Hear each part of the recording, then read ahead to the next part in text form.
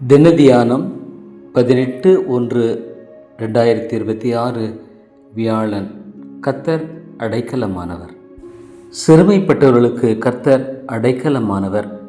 நெருக்கப்படுகிற காலங்களில் அவரே தஞ்சமானவர். சங்கீதம் 9:9. தாவீது தனது சங்கீதங்கள் அனைத்தையும் உண்மையான உணர்வோடு எழுதினான் என்பதை அவன் வாழ்க்கையோடு நாம் ஒப்பிட்டு பார்க்கும்போது விளங்கிக் கொள்ளலாம். அவன் சவுல் ராஜாவினால் அதிகம் சிறுமைப்படுத்தப்பட்டான்.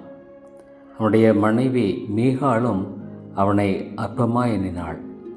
அவனுடைய சகோதரர்கள் கூட அவனை அற்பமாகவே எண்ணினார்கள்.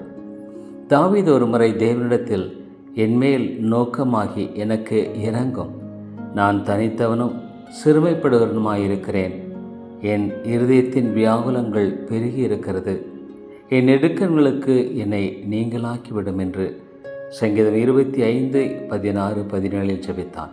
ஒருவேளை உன்னுடைய வாழ்க்கையும் சிறுமையில் கடந்து போகும் வாழ்க்கையாக இருக்கலாம்.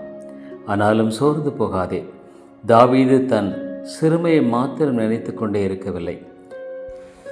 அதன் மத்தியில் தேவனில் அவன் வைத்திருக்கிற நம்பிக்கையை வெளிப்படுத்தினான்.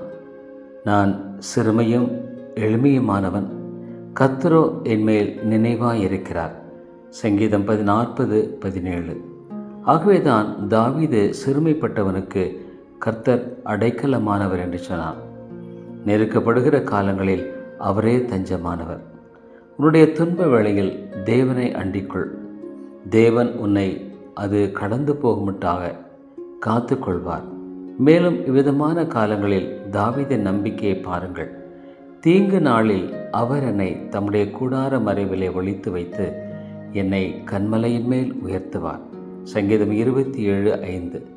ஒளித்து வைப்பார் என்று மாத்திரம் சொல்லவில்லை, என்னை ஒரு நாளில் கன்மலையின் மேல் உயர்த்துவார் என்றும் நம்பினார். தாவீதை அவ்விதமாகவே உயர்த்தின தேவன் உன்னையும் உயர்த்துவார் என்று நம்பு. நிச்சயமாய் கர்த்தர் உனக்கு அவ்விதம் செய்வார்.